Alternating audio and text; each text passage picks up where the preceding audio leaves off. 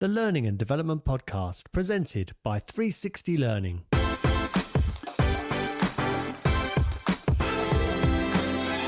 Hello, listener, and welcome to the Learning and Development Podcast. I'm David James, and today I'm going to be speaking with a titan of our profession. What are you laughing for, Don? It's true, isn't it? Titans are big. That's all I know about the Titans. You've heard of him already, so he needs very little introduction. But just in case, Donald Taylor is chairperson of both the Learning and Skills Group and the Learning Technologies Conference, network chair of Emerge Education, and founder of the L&D Global Sentiment Survey, which we'll dive into shortly. Don is one of the best informed and most influential voices in our fields today. Don, welcome back to the Learning and Development Podcast. Thank you. I'm not sure I can live up to that extraordinary introduction. I feel very honoured to be here. Good. Well, Don, before we get into this, I took a moment, a little bit longer than a moment, to read through the report. And I must say that the narrative that you pulled through and the work that you've got out to tell this story of not just where we are, but the importance, I think is incredible this year. And I say that because anybody taking a look at just the placings might take a look and think, AI again. And what I love about this report is this is the antithesis of, AI again. So congratulations. Thank you for that. I do appreciate the point about the thinking and trying to weave a narrative through it. It is much more than just AI again. I'm sure that towards the end of this, we'll look at what happens with AI in the future. And indeed, will AI even be on the survey in the future? So that is something to look forward to. But thank you. Yes, I tried to have a narrative going all the way through. I should point out, you referred to me as a Titan early on. I think the Titans were the massive beings that inhabited the universe before the Greek gods appeared. And the Greek gods, if I remember correctly, fought the Titans and overcame them. So it means I may be in a position of power, but only temporarily, before younger, fitter and stronger people vanquish me and other people like me, and we have a new generation coming through. That's probably a good thing. Said Don, it bodes well that we've gone off piste already. Okay, so let's start. Could you give the listener a quick reminder of what the L&D Global Sentiment Survey is and what it's aimed to reveal?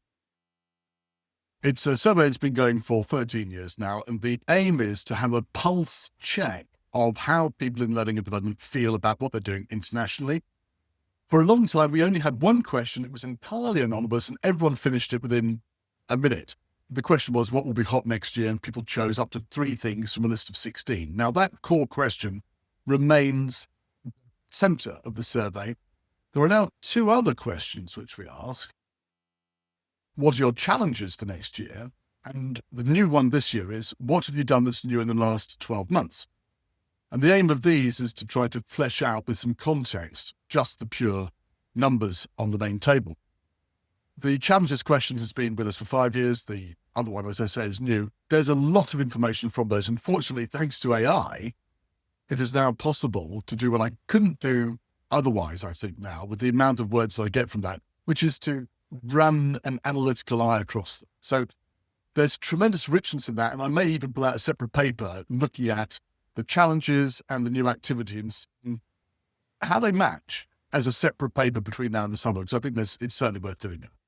Yeah, brilliant. And Don, last time you were on the podcast a couple of years ago, I mentioned that I've always found it as a useful barometer to challenge my own thinking around the hot topics and what we should be paying attention to. But I think that this year, and down to what you've just discussed there, it's quite a bit more than that now. It has grown a lot in that. So in the past, it was just like, why has X moved up and Y moved down? Now there's more, as I say, richness and context, thanks to the words that people generously provide in answer to those questions. Also, with each year, you get more longitudinal data. And I think for at least 5 years now, we've had at least 3,000 people answering the survey from around about 100 countries. It's 105 this year. And that provides richness and depth as well. But you're right, the aim of the survey is not really to provide answers. This is hot and that's not. It's to provoke discussion. And there are questions on several pages where we say, look, if you're reading this, think about these things and consider this with your team. And I hope that people, and I know people do use it this way, will be reading the report with their colleagues in a team and having discussions around what they think it means. So the idea is to provoke discussion and sense making as much as to provide some data about the world. Brilliant. Okay, well, let's kick off this conversation then, Don. So, what are the headlines of this year's report? The literal headline, the title of the report, and most of the presentations I'll be doing around it, is Into the Unknown. So what I've tried to do is summarize about 80,000 words of free text answers, all the data points into 3 words, Into the Unknown. The idea being that we've gone through a series of phases since ChatGPT was launched in November 2022, and we've gone through a year of just being overwhelmed, a year of shock, and then a year of getting on with it, which was last year. And now we're almost into the hangover year where we thought we were on top of it. Actually, it turns out AI is much more powerful than we thought. We've been using it for a bit. We're getting a hang of it. And it seems that it's moving still at great pace. And it's quite clear that the world that we've inhabited in L&D forever, certainly since my working life started over 40 years ago, that world is over. We're in a new world now. We don't know what it looks like. And we have to take a chance. We have to do things in order to understand it. We have to, as I say in the report, draw our own map of this new world. Yeah, and we'll come to both that precise point and come back to AI very shortly, as well as much, much more. But I need to ask you first, Don, was there anything in there that surprised you this year? I was relieved that the vote for AI didn't go up again, because I think I just would have given up the world to live if that had been the case. It absolutely knocked everything out of the park for the past 2 years. If the votes went up, and it was number one, I saw last year that the American vote had started to trend downwards, which is usually the sign that things are on the turn. Actually, the American vote this year was more or less even, and the whole vote of the world just came down by 0.1%. But that's enough for me to say, yeah, the hype around AI has started to tail off. Interest is still obviously there because it's at the top of the table. But I think what this is indicating now, and the shift of the votes underneath that top position, which hasn't changed, and so people are making their choices. I'll vote for AI and I'll vote for 2 other things.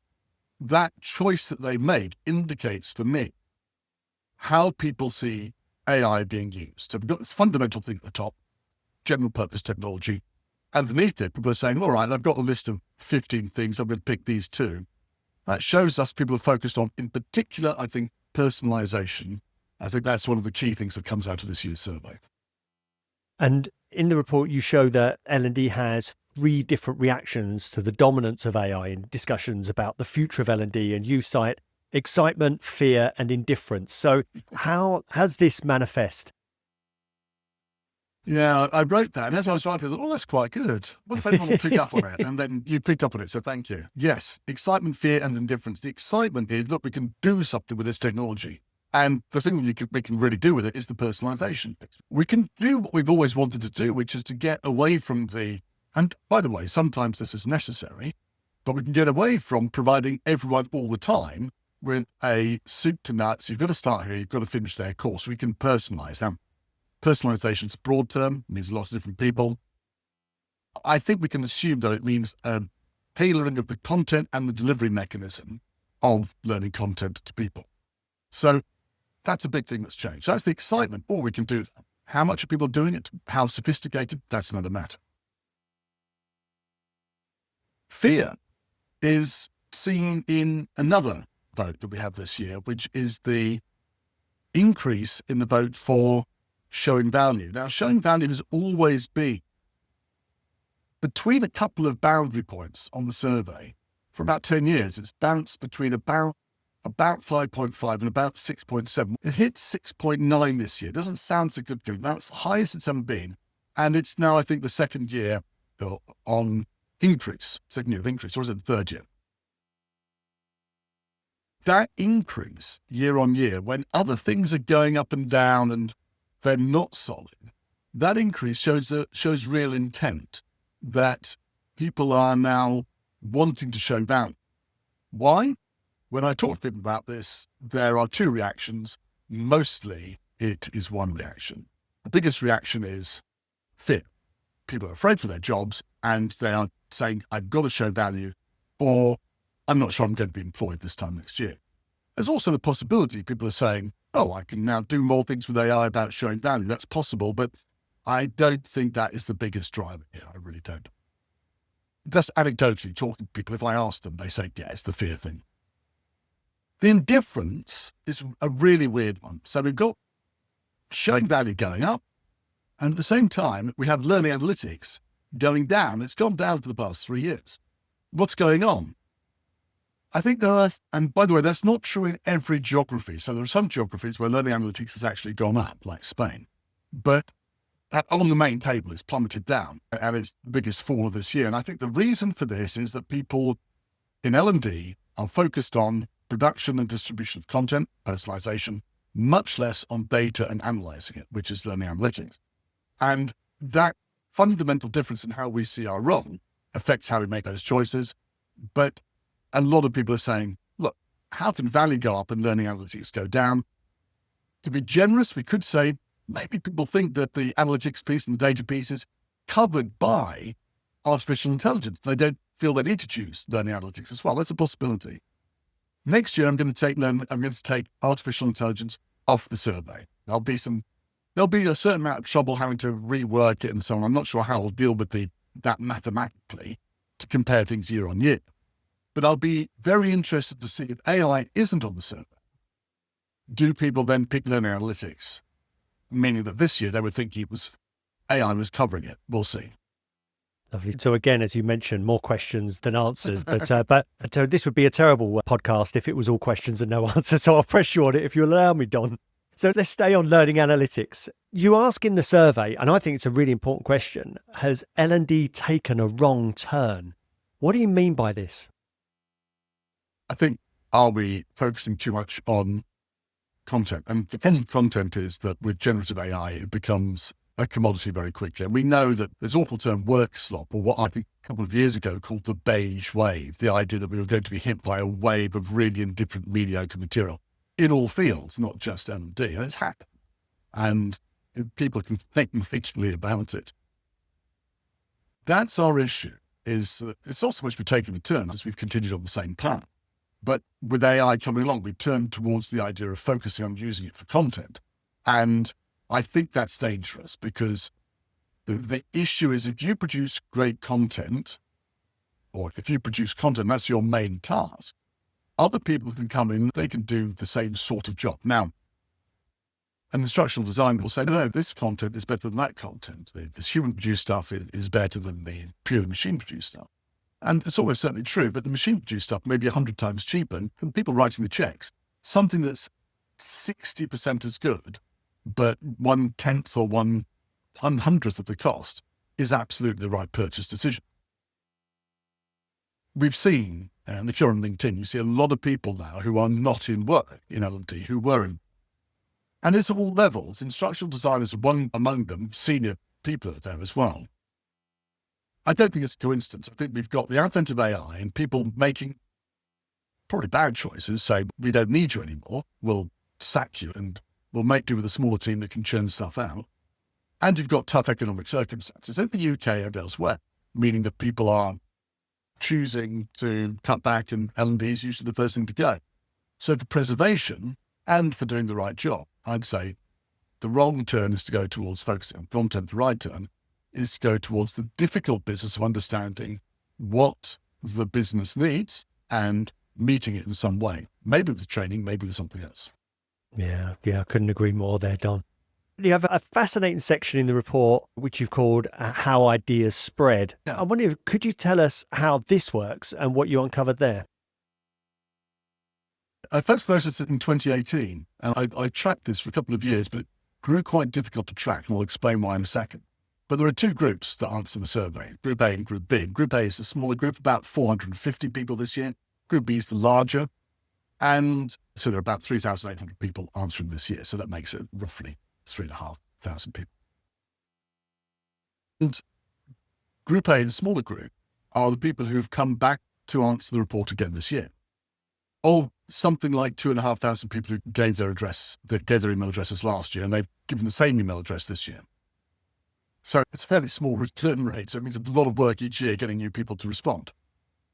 Now, in the past, I identified people as people who were voting differently because they were responding to social media to come and do the survey.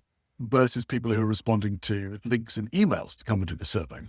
But the choices these people are making correspond pretty exactly to those people were making, correspond pretty exactly with the choices made by the group who came last year or who are new to the survey, or we assume they're new to the survey. They may be using different emails. Okay, so what's the differences? Group A, the small group, are the people who are excited. They see it on social media or whatever, but they come back to answer it again this year. These are people who are interested and excited by the stuff that's the matter of conversation online. So they're the people who are interested in, for example, AI. They rate AI much more highly than the rest of than Group B. They're the people who are interested in showing value, and they're much less interested in learning analytics, microlearning, and collaborative and social learning. Very surprising, they're less interested in learning analytics. But I think that's because it's not a buzzword. It's not what people are talking about, in the same way that people online are not talking about microlearning. Whereas people who are in Group B, the larger group of people who are voting for the first time, they're voting on the basis typically of, this is assumption on my part, they're voting on the basis of what they are doing and what people in their milieu are thinking about. Now, if you look at something like micro-learning, there's a difference of 3%, which is quite large on this survey, between Group A and Group B. Group A is not interested, Group B is much more interested. If you look at that, it sounds, because microlearning is one of these things that went through a peak of interest a long time ago and now is just part of business as usual. It sounds like Group B are on the Everett Rogers diffusion of innovation curve. It sounds like Group B is further to one side, is slower in adopting new things. That may be the case. It's too early for me to make any real statement about that. I think we have to wait till we've got at least 3 years of data looking at this to say that it's more than simply the alternative view. So one view is Group A is they're the earlier stage of adoption and Group B is following along. And the other alternative is that Group A is reflecting discussions that take place online, and Group B is reflecting those as well, but also reflecting their practice and the discussions in the milieu that they're in, which might be face-to-face events. Even if that second hypothesis is the case, to explain the differences between these two groups, I think it's still possible that Group A are in the vanguard of discussion and change. Everything that eventually is adopted widely was first thought of as hot and exciting by somebody. And the question is, how do you get from Group A, oh, I think X is exciting, to Group B? Yeah, it's exciting, we'll put it to use. And I'm guessing from Group B onto everybody else that doesn't even know about the survey, the vast majority of learning development professionals out there. That's a very long answer, David, but does that answer at least some of your question? Yeah, it really does. And again, I think it speaks to the depth that you can find inside this report rather than just the headlines. But if I can zero in, Don, I'm going to go slightly off piste here. Micro-learning. I thought this was one of those things like mobile learning that was it just meant that now we've got the opportunity to do this thing. And for a while, it's in vogue and then it just becomes part of the norm. But it's not. It doesn't seem to be going away. I want to, personally, so here I want to ask, what am I missing, Don? What you're missing is that this is an international report. And you and I, we hang around with a bunch of people who know the history of our industry and have been here for a long time. I have. You're a young stripling, of course, but you've been around for a bit. We know that microlearning had a peak, at least so far as the survey is concerned, in 2017. And it was very interesting tracking this. So what happened, I'll just give you the quick history. What happened was in 2016, there was a huge surge of interest in microlearning on the survey, but it came from the US and you could track it quite easily. Vote in the US went up, vote in the rest of the world not so strong. 17, vote in the rest of the world went up, but already the vote in the US was tailing off. And then once that started tailing off, the following year, 2018, USA was down, the rest of the world was down, and it started a long descent. But microlearning remains a seductive possibility and way of expressing things all over the world, particularly outside of the industries and the geographies represented overrepresented in the survey. So the vast majority of the people on the survey come from USA, UK, and continental Europe. We also have a good showing from Southeast Asia, but the responses in Southeast Asia are much more pro microlearning typically, because they're probably moving away from the idea of the traditional course towards smaller bits of content in a way that we were a few years ago.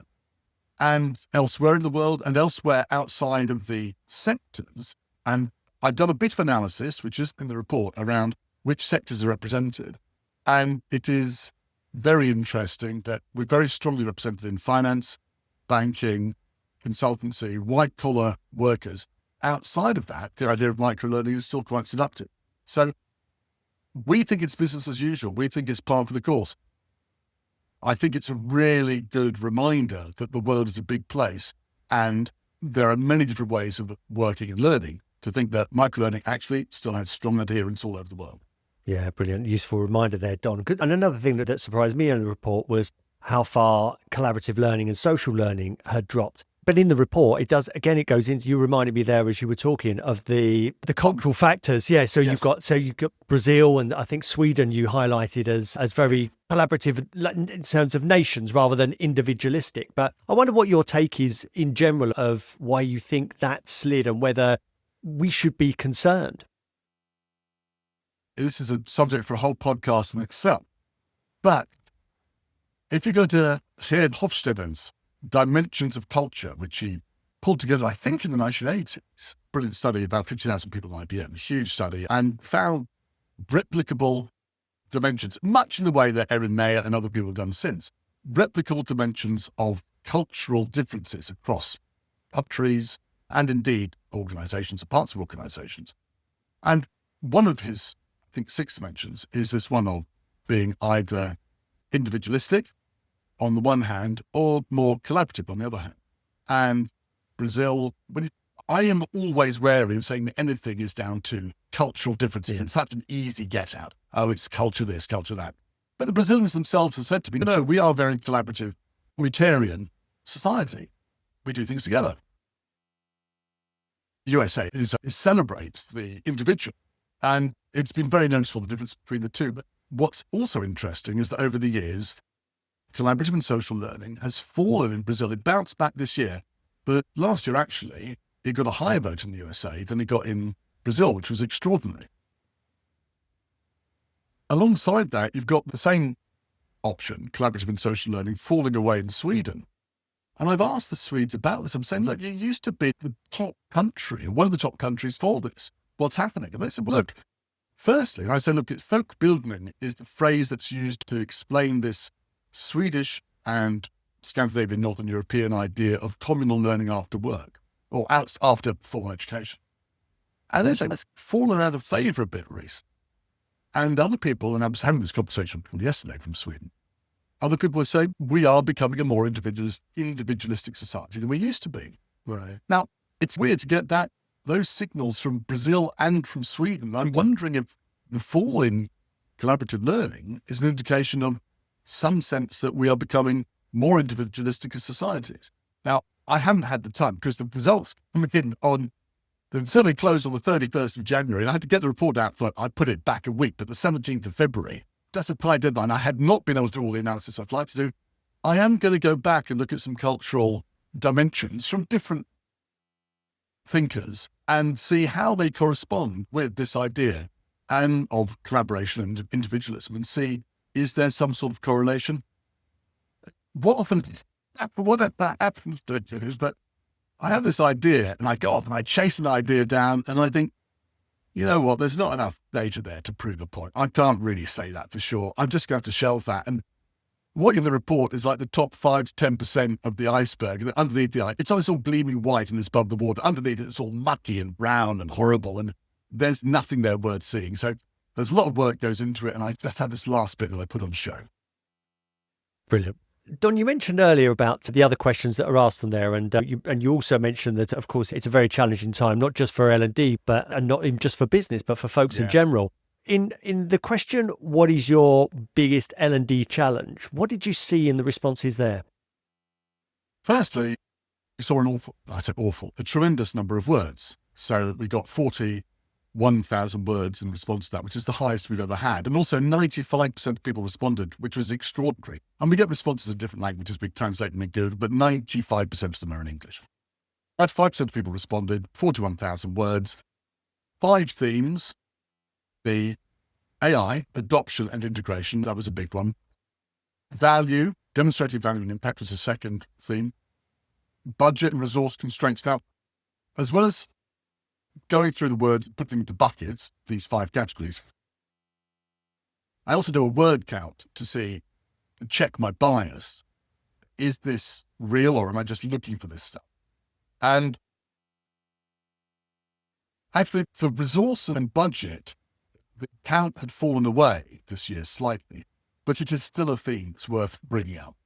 So, AI adoption and integration, value and impact, budget, resources, learning, engagement and application, the sense that we want to get people actually do learning. And this is just a real day-to-day challenge that people face all over the world, which is people are time poor. We can't get them to do stuff. And then with that, learning application. So we get them to do stuff and then nothing happens in the workplace. So that's a real issue. And then finally, the changing role of learning development, which is all change. What's my new role? That as a fifth theme really underpins everything else. A sense of unease. And of course, one thing we got out of those responses to the challenge question was looking for indicators of stress. And one of those indicators is the word pressure, which was quite high in 22 because we were coming out of COVID, dropped in 2023, hit a low in 2024, but then last year and this year has come back up again. That's interesting. The word human as well wasn't used at all in 2022 and 2023. And I think it was used at least 60 times this year. So what does that mean? It means one of two things. People will say things like, I worry about AI taking the humanity or the human out of what we're doing. I kind of wondered to myself, is it a reflection of L&D's sense of identity? Do we see that we as people are an integral part of our process, which is an essentially human process? And I think that also is an indicator, if we think that's the case, that L&D probably feels personally, existentially threatened by the change that's going on. Identity is such a key part there. You've only got to hang out, as you've done longer than I have done, with learning and development people. And there's a core rationale as to why we're in they and we are in the profession. And a lot of it is about connection, and it's about being in the presence while people experience something really important, transformational, something seminal. And I think that what keeps coming up, and you'll know this again more than I do, is every time that there's a modern modality, it was digital before, it was online, and then prior to that was e-learning, comes this debate of that versus human. And I just wonder whether, it always strikes me, and I think that it's a phrase that's been used a lot more. I think of the movie Alien, when Sigourney Weaver gets into the exoskeleton at the end and she defeats the alien. She's so much more powerful because she sits inside the technology. What are you laughing for? Oh, these are very great metaphors, very similarly. But so it's not versus, it is in service of a common goal. Yeah. The human and the technology gets together to achieve something that neither could have done previously. And I think that with a profession that struggles so much to demonstrate its value, I just think that sometimes it's futile to do the versus, when really we should be looking and thinking, what is the goal? Why are we really here? And how can I do that with this? But if we look at why people get into L&D in the first place, and it's true that some people stumble into it, but they don't stumble into it and then stick around because you hate it. If you do stumble into it, you stick around because you think you're getting something out of it. And I actually made a deliberate decision to go into teaching English as a foreign language when I graduated from, I always say when I left university. When I graduated from university, I did get a degree. I want to make that quite clear. And that choice was based on the idea that I wanted to help individuals. I wanted to help individuals do something which certainly in the 1980s and still today, it was transformational, as you say. You give people passport to a new way of living and wider opportunities. And I had people who I taught English to in the 1980s who I know have gone on to do better things in their lives as a result of that. That feeling of a commitment to individual growth and the human link between you and the person you're helping on that, I think is absolutely existential. And I think that in the future, learning and development might have a slightly different feel to it. There might be less of that individual link and more of a sense of understanding the data behind it. I think it's possible to do both, but I do think that if you're coming into it from the point of view of somebody who is primarily driven by human change, adding the data bit on top of it is difficult. I have a background I did sciences and maths at A-level, and I've got a background in computer programming and thinking about things systemically. So for me, it's less of an ask to go into the idea of we can use that and we can use the human side of things. I think there is not a crisis of confidence exactly, but a bit of questioning we have to ask ourselves. Why am I doing this? And how can I best serve the needs of the people I'm supporting? Is it through just dealing with the human side, or can I augment that by putting on my exoskeleton of data and AI? I think it's great. Thank you. Don, I'd like to continue on that thread, but also rewind to something that you mentioned earlier that I think that would be remiss not to revisit, because change, uncertainty, and L&D's new role is one of these challenges, and one verbatim comment in the report really hit home, and it echoes what you mentioned earlier, proving value to avoid redundancy. Now, I'm going to ask you to wear two hats here, your analyst hat and also the L&D titan with your finger on the pulse. What are you hearing, and what advice do you give to L&D leaders and professionals that you speak to regarding this? Regarding this business of proving value to stave off redundancy. It's nothing new. The thing is that there is nothing new about how we prove value.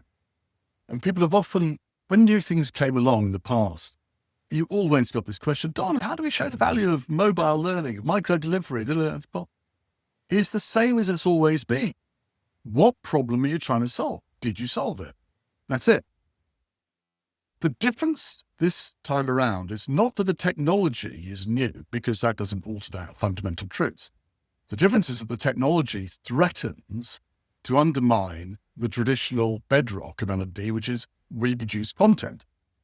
So it's not that we need some new way of showing value, it's that we can't rely on saying they did a course because somebody else, some other machine can produce the course for us now. So what I would say is, don't focus on content. Do focus on your network. It sounds like such a weak,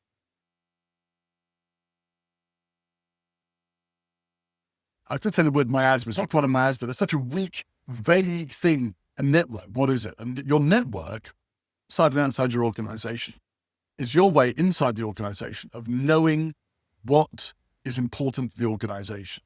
It's also your strengths and your support when things go wrong. If you have people at a high enough level, they provide air cover for you. They provide support if something doesn't go wrong and right on your project, and we know it's going to at some point.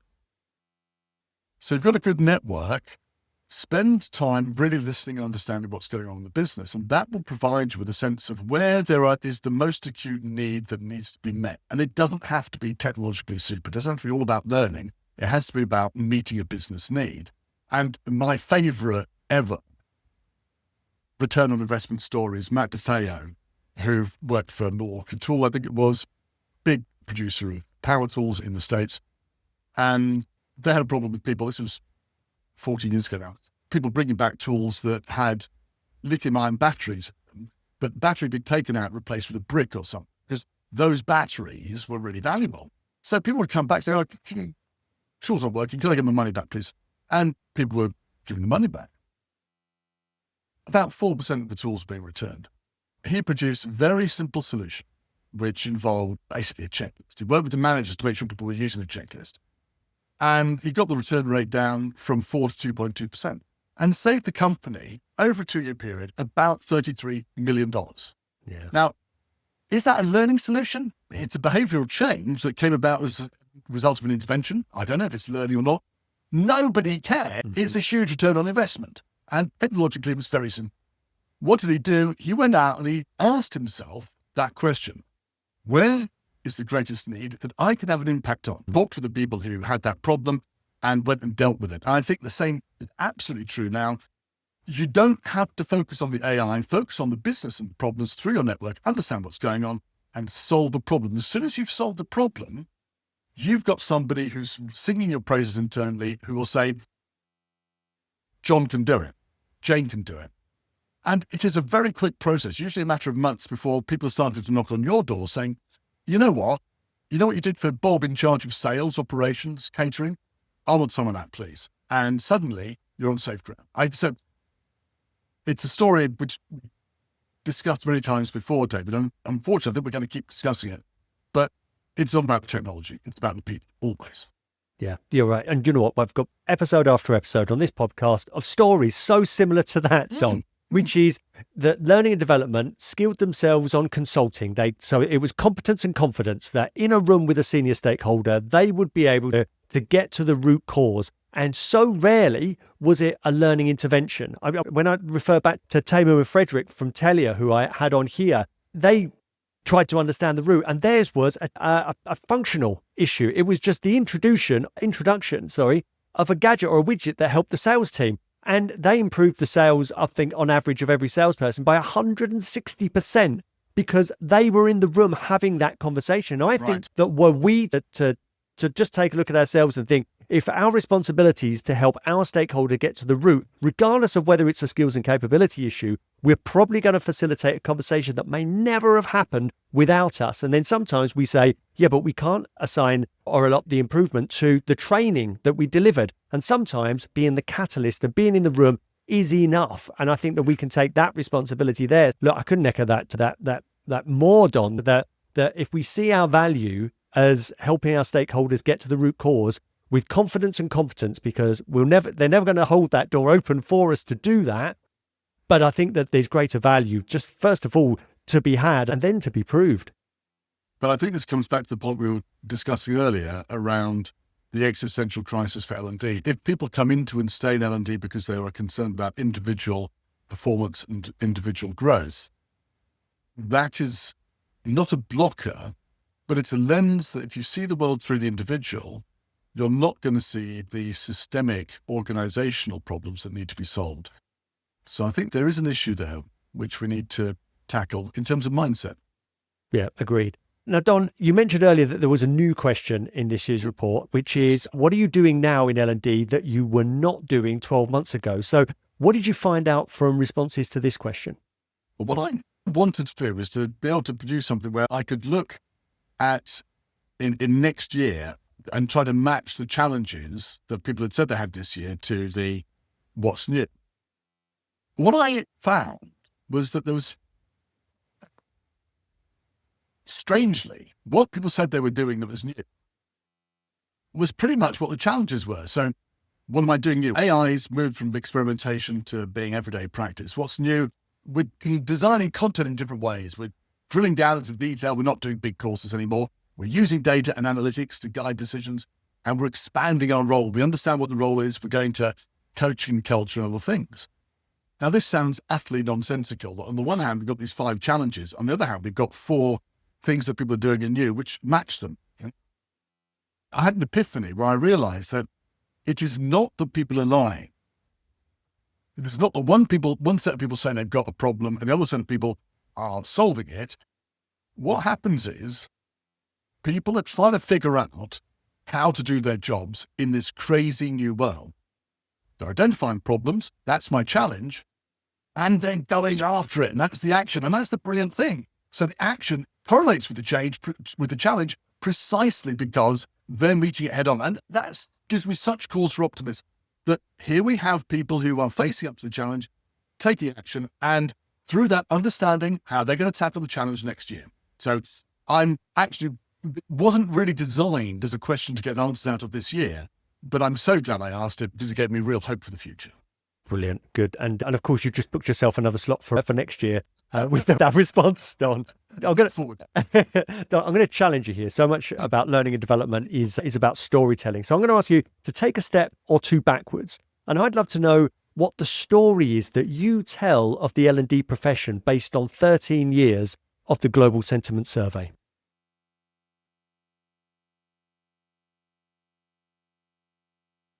I wouldn't be much fun at parties if I went around telling stories of 13 years of the L&D profession.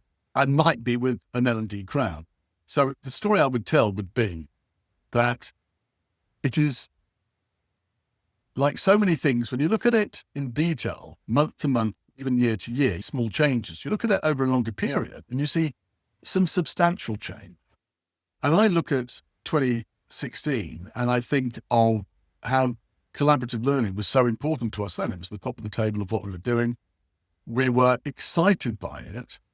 And that was on the tail end of a book that had been published 10 years earlier by Jay Cross about informal learning and the natural pathways to learning. So that long time frame that we have in L&D where things echo over a period is absolutely something I think we're still living with.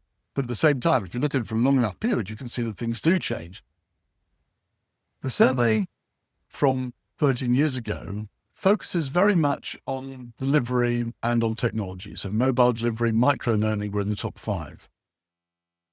Now we focus much more on big picture, on data, on processes and methodologies rather than on delivery mechanisms. And I think for me, that is the big change that I've seen taking place. A change which I think echoes the idea that L&D is moving away from cottage industry to something that's much more, you could say, industrial, much more large scale. And I would say the fact that we're still concerned about the word human shows that in that process, we haven't yet lost our human touch. I love that. That's brilliant. Now, Don, as we look to wrap up the conversation and almost going full circle here, when you answered the first question about what the survey is looking to reveal, you end the report by saying it's time to draw our own map. As we draw this episode to a close, how should the listener do this?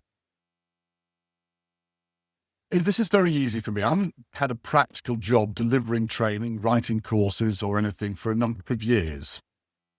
And it's very glib for somebody in that position to come and tell other people what to do, especially when things are tight, budgets are harsh, the economic environment is lousy. We do still need, though, to understand what this arena is. We need to understand what the territory is, where we go, and what's the best thing to do.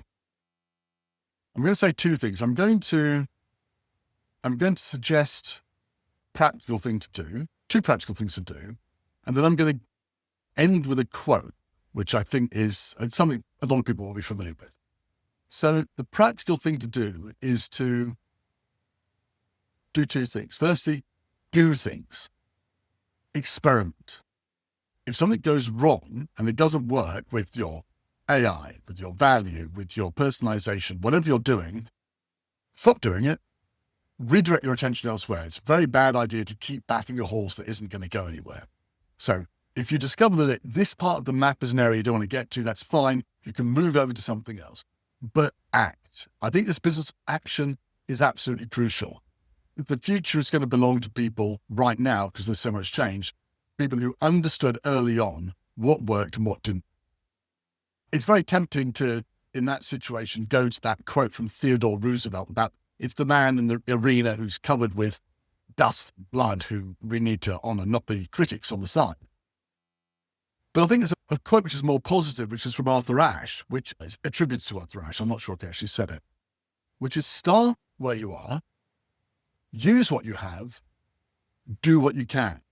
I think those three sentences sum up the idea that we need to get into a position where we have a better understanding of the world. And the way to do it is through action and by using what we have. Don't wait for permission. Don't wait for somebody else's technology. Use what you have to do something new and different. And that way you can understand this new world that we're in. Brilliant. Very wise words, Don. A great way to close up the conversation. Look, I can't recommend this global sentiment survey enough. There's so much in there. Listener, you would have heard us discussing some rich topics here, but we are skating across the surface. There is so much more in there, and we'll put a link to it in the show notes. But if the listener wishes to follow you, Don, or connect, how best can they do so? Honestly, I've been using the moniker Donald H. Taylor forever. So donaldhtaylor.co.uk, Donald H. Taylor on Gmail, Donald H. Taylor on LinkedIn. You go find me, I'm there. And I look forward to being in touch. I always say it's the end of an interview, it's the end of a presentation, but I hope it's the beginning of a conversation. I have stressed a number of times in this how important it is to network. Make me part of your network. I won't have the answers to your problems, but I might know somebody who does, or I might amplify your question to a larger audience. Let's work that way, and let's see if we can't map this new world together. Wonderful. All's left for me to say, Don, is thank you very much for being a guest again on the Learning and Development Podcast. Thank you so much for the opportunity. Look forward to seeing you again next year.